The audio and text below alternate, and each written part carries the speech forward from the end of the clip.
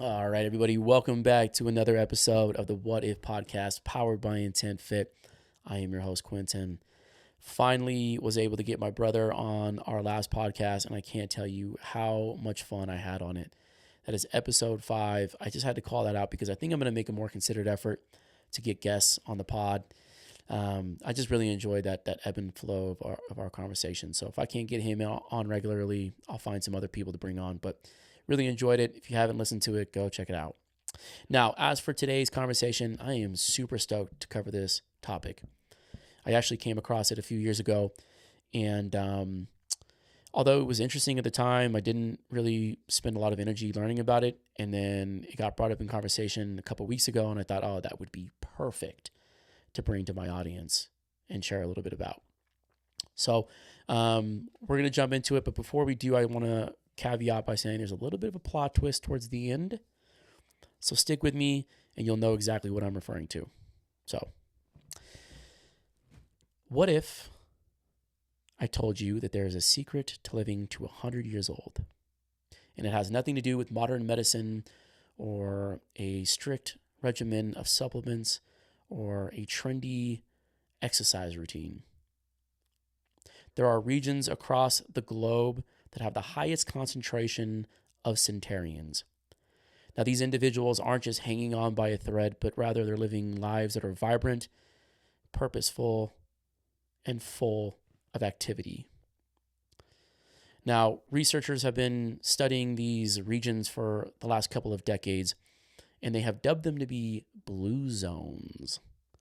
Blue zones. Now, you might be familiar with that because there was a documentary series that was released on Netflix, and I still think it's available.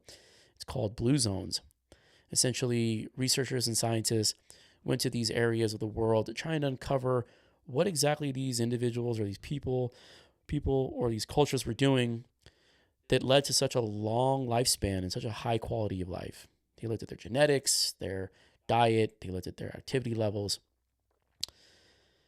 And one such place that they researched was Okinawa, Japan. And Okinawa is already an interesting place because it's been known to have the lowest rate of mortality as it pertains to heart disease, stroke, and cancer in the developed world. To paint more of a vibrant image of this, they have higher life expectancies than anywhere else in the world, with women living up to 90 years old and men up to 84 years old. Now, when we contrast that with the U.S., we see that women in the U.S. have a life expectancy of about 81 years and men 76 years. So there's about a 10-year gap difference there, which is incredible. Now, although I will obviously admit that the Okinawans probably have a much better daily activity regimen and better diet than most Americans, there was one particular philosophy that these researchers came across and credit a tremendous amount of success to in terms of the longevity of these individuals. And this philosophy is referred to as Ikigai. Ikigai, which translates to the reason for being. Now, this was really, really interesting, and I loved learning about it. Essentially, Ikigai, what I found is a strategic framework to help people marry what they do for a profession with their values, their morals, and ultimately what they want to identify as their purpose. Gives them essentially like a life compass. So what is this framework? Well, I'm going to do my best here to try and describe it. Okay, so from a visual perspective, you can think of it as being like a 4-circle Venn diagram.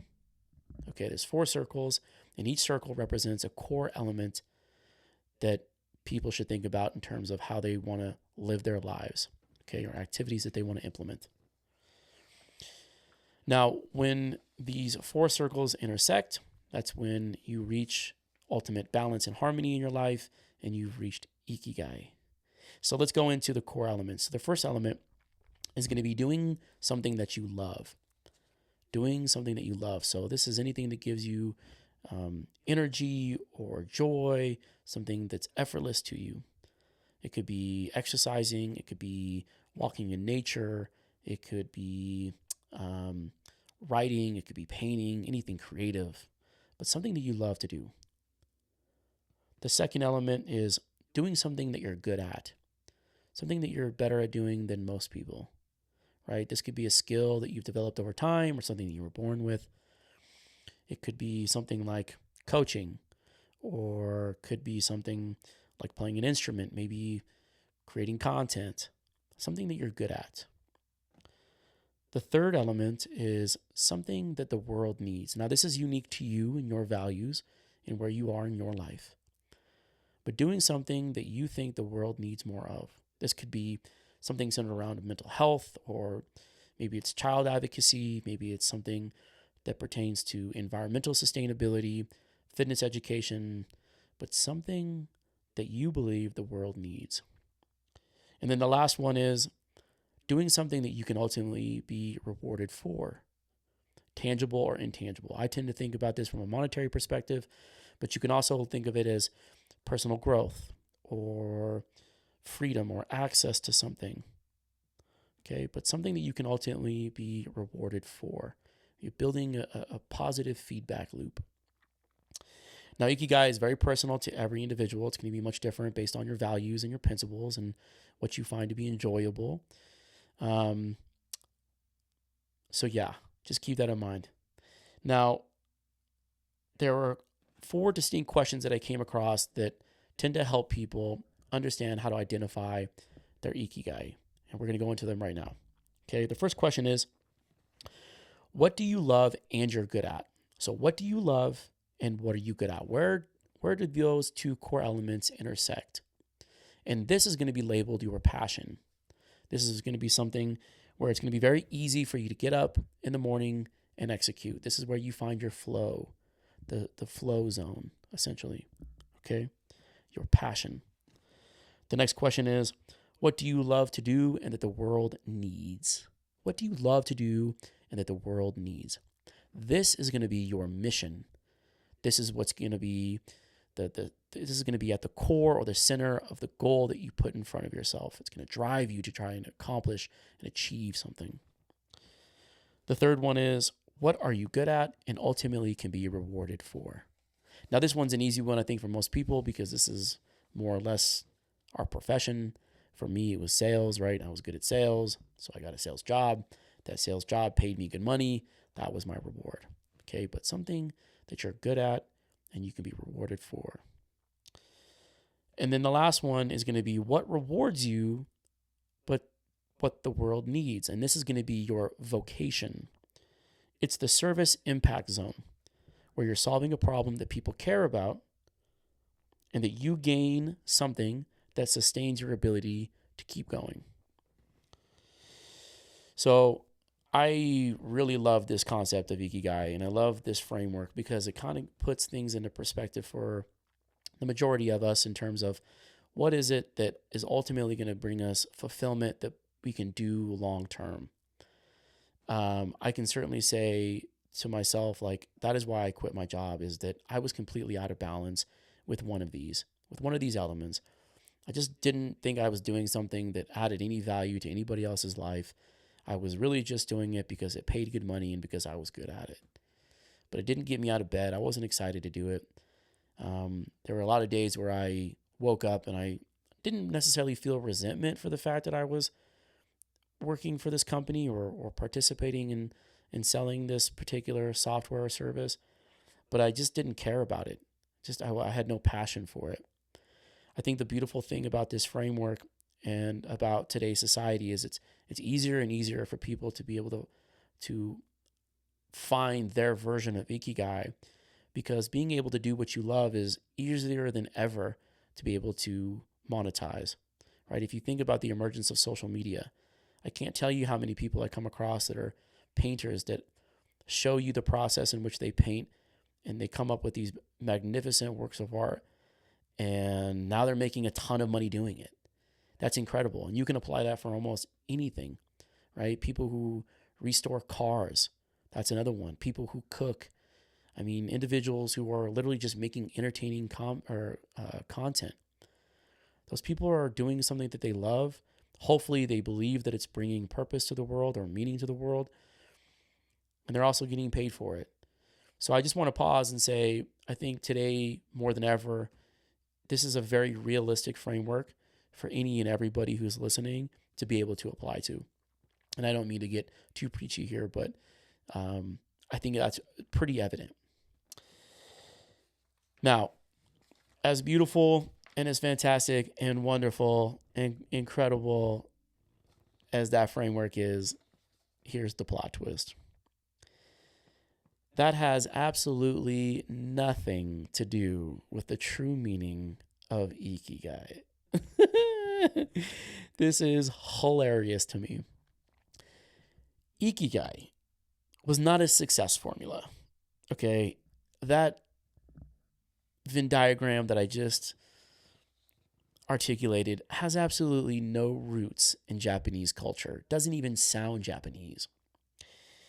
In the early 2010s, there was a British entrepreneur by the name of Mark Wynn who created that Venn diagram, blending Ikigai with Western ideology. This guy hijacked the meaning of Ikigai for whatever purpose. I don't know what kind of gain he got from it, but that is hilarious. That is the most Western thing in the world to do. You take a beautiful concept of Ikigai and you spin it into, how can I make money? How can I apply this to Western philosophy? Now, I don't mean to discredit it because, quite frankly, I'm going to continue to use this framework. I love it. I just think it's really funny that some guy took the concept of Ikigai and spun it into his own interpretation. But what is the true meaning of Ikigai then? The hell is this? All right, well, let's get into it. So if we start with the etymology of Ikigai, it's two words, Iki and Gai. Iki is either life or to live. Gai is worth, value, or benefit. Ikigai. When combined, it translates into reason for being or reason for living. Okay, just like I had kind of alluded to earlier. But the difference is between what we just went into and the true meaning of Ikigai is Ikigai isn't something that you pursue. There's no end goal that you're looking to achieve. It's something that you notice.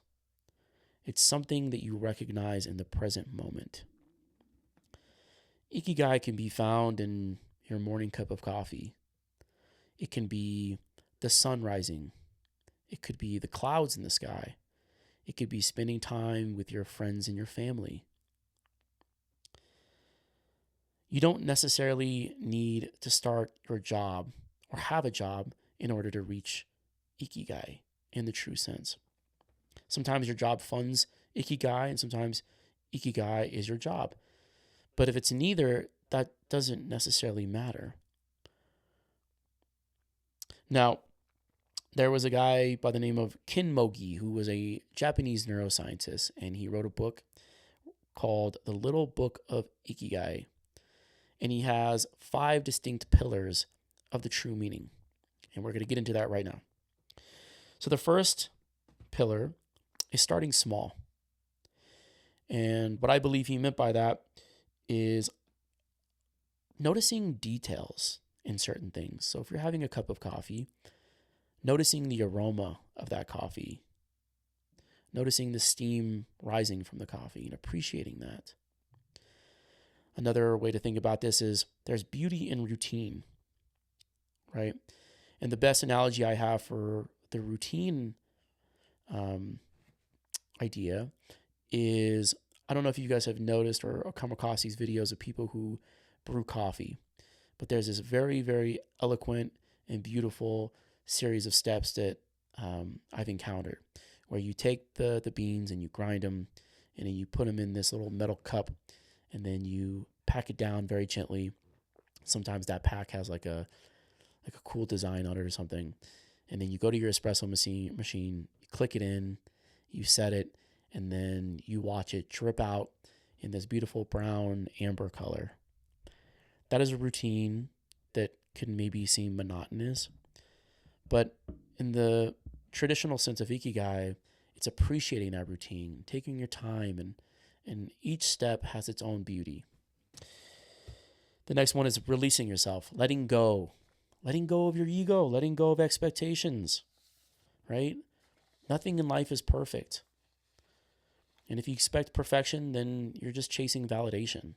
And I think that we can all attest that there's no such thing as perfection in anything that we do, you know? So I like that one. The next one is harmony and sustainability. Look, we live in a community of people, we live in an environment.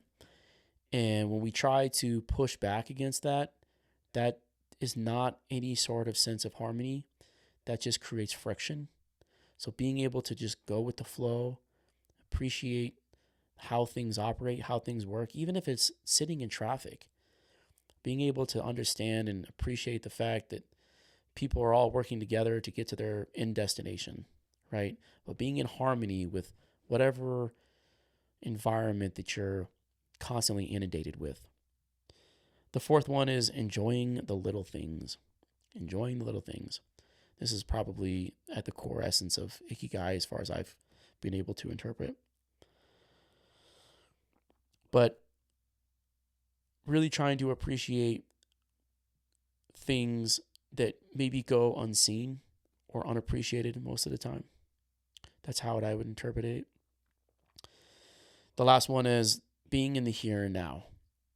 So this is a big one, right? I think for me personally, it's hard to look past all of the to-do tasks that I have coming up in the day. As an entrepreneur, I constantly have a million things that I can be trying to go after, or trying to tackle, or trying to cross off my to-do list. I think a lot of other people tend to ruminate on what's happened in the previous hours of their day. And so they're constantly thinking about the argument that they had, or the incident that they had with their loved one, or their friends, or their bosses, or whatever. But being able to just stop and realize that you are here, you're now, you're present in that moment really plays into the benefit of Ikigai. All right, guys. I just want to say I really love both versions that we covered today. I think the framework, as somebody who's grown up and lives in the Western culture, gives me something that I can build on and go after. I personally like setting up goals and challenges. Also, just the overall concept of that framework is exactly what I'm trying to do with my own life, right? I'm trying to marry what I'm passionate about with things that I think are going to ultimately add value to other people's lives, that I can hopefully, make a living off of. I'm trying to accomplish that currently. So that just kind of plays into what I'm ultimately looking at, and having a framework to be able to put that all together can definitely be helpful. But I also think that there's times where we need to just stop and smell the roses, in so many words, to appreciate the moments where, we tend to overlook. Look, I went golfing. I didn't go golfing. I went and hit balls with my brother the other day, and he brought his son.